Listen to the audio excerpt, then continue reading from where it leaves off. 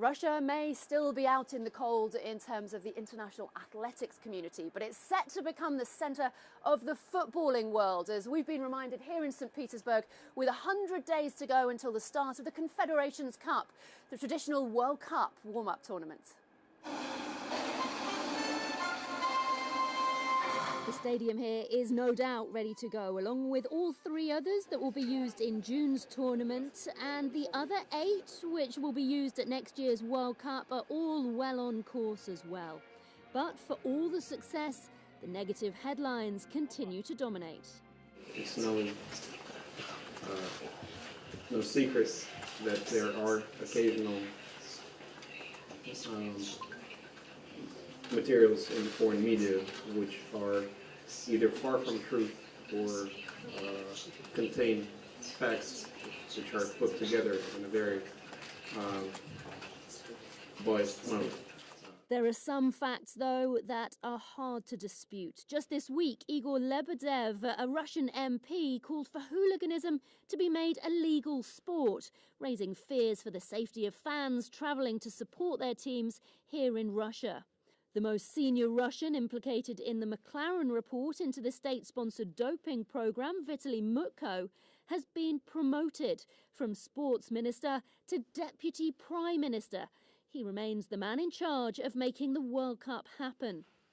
And the decision to appoint a man who previously denied the presence of racism in Russian football to lead the anti-racism task force, former player Alexei Smertin, has raised questions about whether or not tournament organisers are taking it seriously.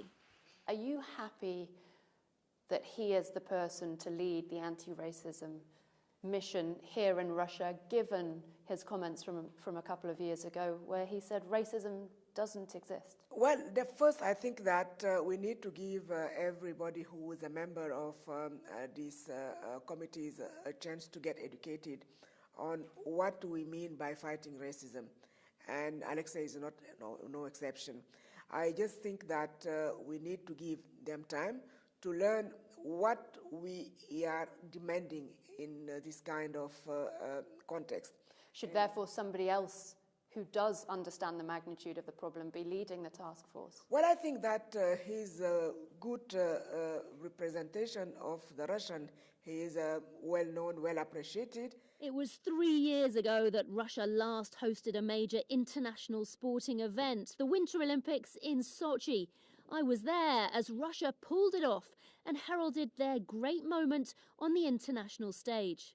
A whole lot has happened since then, both on the political and the sporting stage, and the international focus is on an altogether different scale. But whilst it's made the Russian organisers, and above that the Kremlin, more determined than ever to make this year's Confederations Cup and next year's World Cup a success, you suspect it will take a whole lot more than that to restore Russia's reputation and sporting integrity. Amanda Davis, CNN, St. Petersburg, Russia.